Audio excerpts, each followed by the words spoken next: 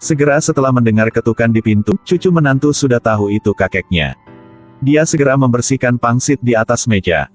Dengan cepat berlari ke kamar untuk menyembunyikannya. Kemudian baru membuka pintu untuk kakek. Setelah kakek masuk, Kuong An berpura-pura mengajukan beberapa pertanyaan kepada kakek.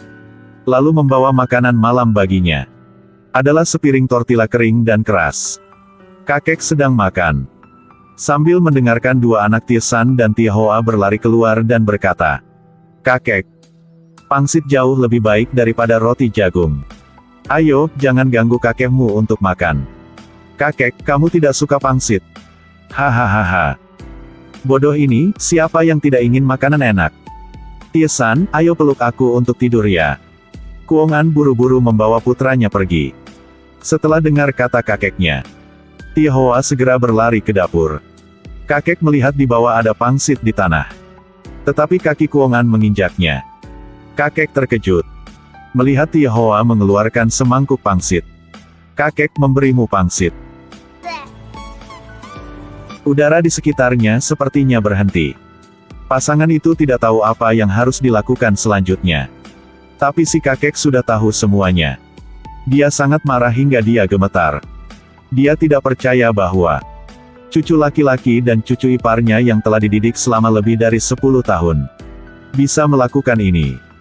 "En Han Fan, datanglah. Kakekmu berusia 76 tahun ini. Seluruh hidupku sulit makan sayuran untuk menjalani hari. Aku bahkan tidak ingin memenangkan pangsit ini bersamamu. Kamu belajar selama 12 tahun. Sebagai pegawai pemerintah. Tetapi kamu memperlakukan orang tua seperti itu. Apakah kamu tidak melihat hati nurani yang bersalah? Tanpa belas kasihan. Kamu juga punya anak-anak. Apakah kamu tidak takut mereka akan memperlakukan kamu sama nanti? En Han Fan. Kamu bahkan tidak berperilaku lebih buruk daripada anak berusia 5 tahun. Setelah dia mengucapkan semua kata dalam hatinya. Lalu melipat selimut dan sedihnya pergi di tengah hujan lebat. En Han Fan mengejarnya. Tapi lihat istrinya juga mengerja di belakang. Langsung menamparkan wajahnya satu tamparan. Kuong An menangis keras. Tidak menyangka bahwa suaminya selalu mendengarkannya tetapi kali ini berani menamparnya.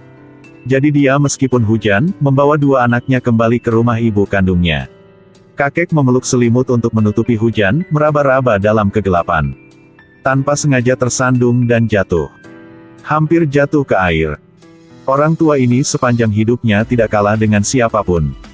Dan tidak pernah mengalami ketidakadilan seperti itu. Kemudian dia pergi ke pondok di sebelah sawah. Melihat cucu keduanya bernama En Han Ngu, dia tidak berani memberitahunya.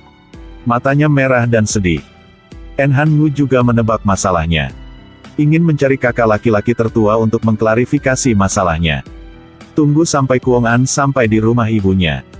Ibunya mengetahui kejadian yang menunjukkan kekurangannya. Dan menambahkan bahan bakar ke api untuk menyalakannya. Sebagai perempuan dalam keluarga. Malu banget ditampar oleh laki-laki.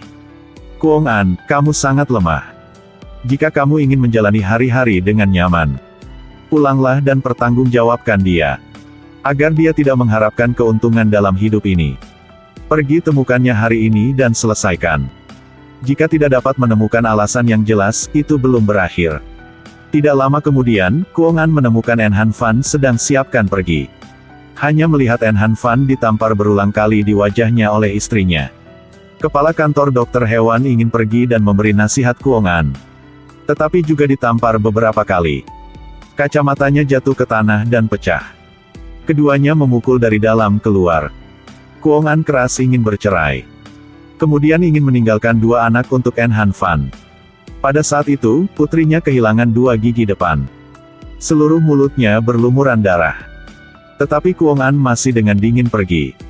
Setelah sampai di rumah, ibunya lagi menambahkan api. "Tegas, jangan lembut hati. Semua laki-laki seperti itu. Kamu yang lembut dia keras, kamu yang keras dia akan lembut. Harus menunggu sampai dia datang ke pintu untuk mengakui kesalahannya. Atau aku tidak akan membiarkan kamu kembali." Setelah memasuki pintu, hanya melihat En Han Fan menyalakan rokok untuknya. Memasuki ruangan hanya mengucapkan beberapa kata. "Pergi." bersama aku ke pengadilan. Puas dengan diri sendiri, apakah dia ingin pergi ke komuni untuk merayu anak-anak kan? Your mom. 有本事带着他们过吧。 Aku tidak peduli. Kamu tidak perlu peduli, aku ingin kamu pergi ke komuni untuk bercerai.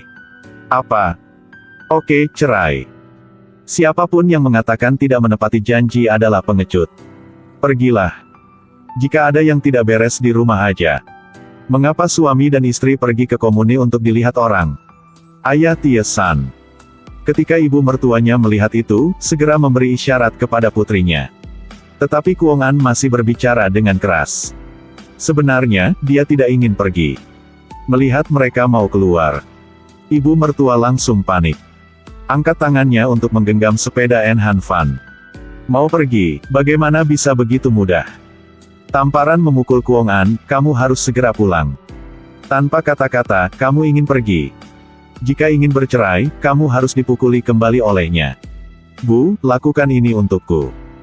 Tahukah semua? Dia tidak menganggap putriku manusia. Malam tadi dia memukuli Kuong An sehingga dia harus berlari pulang di tengah hujan. Tidak bertanya mengapa dia dipukuli, kan? Kamu adalah patriark yang menggertak putriku. Tidak, dia menggertak ibuku. Menganiaya kakekku, jadi aku memukulinya. Dia tidak hanya tidak meminta maaf kepada kakeknya. Dia bahkan membawa anaknya ke klinik dan membuat keributan. Bahkan putri Tihoa patah 2 gigi depan. Orang-orang di sini mengatakan wanita seperti apa ini? Tran En Han Fan, jangan biarkan kamu tinggal di sini untuk memfitnah. Merusak reputasi keluarga Fuong. Keluar. Perceraianku dengannya bukan urusanmu. Pergi. Jika kamu ingin memukul, pukulkan aku sampai mati. Hahaha. Kebisingan berisik mengganggu tetangga. Orang datang untuk melihat semakin banyak. Pada saat ini, adik ipar En Han Fan, Tui Lien datang. Dia mengatakan banyak. Untuk dia melepaskan En Han Fan. Awalnya ingin mendamaikan keduanya. Tetapi tidak berharap ibu mertuanya tidak tahu benar dan salah. Dia berpikir bahwa jika bukan karena Tui Lien masuk ke keluarga Tran, putrinya tidak akan seperti ini. Itu semua karena Tui Lien. Sangat tidak adil. Tui Lien bermata merah dan pergi. Rumah ini telah menjadi seperti ini. Saudara ipar Kuong An juga sulit untuk menghindari kejahatan. Keluarga Tran 4 generasi hidup bersama. Keluarga tidak bahagia. 3 bersaudara dari keluarga Tran. Kakak tertua En Han Fan adalah dokter hewan. Kakak kedua En Han Ngu adalah kapten tim produksi.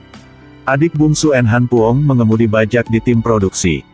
Berapa banyak uang yang diperoleh ketiganya, mereka berikan kepada orang tua mereka. Pada hari kakak En Han Ngu nikah dengan Tui Lien, kakak ipar melihat hadiah pernikahannya. Baik mantel dan jam tangan. Jadi Kuong An merasa cemburu di dalam hatinya. Dia ingat ketika dia memasuki rumah keluarga Tran. Hanya ada satu lemari kecil di rumah aja. Kuong An merasa bahwa ibu mertuanya tidak adil. Tetapi keesokan harinya, celana kain itu menjadi seperti detonator.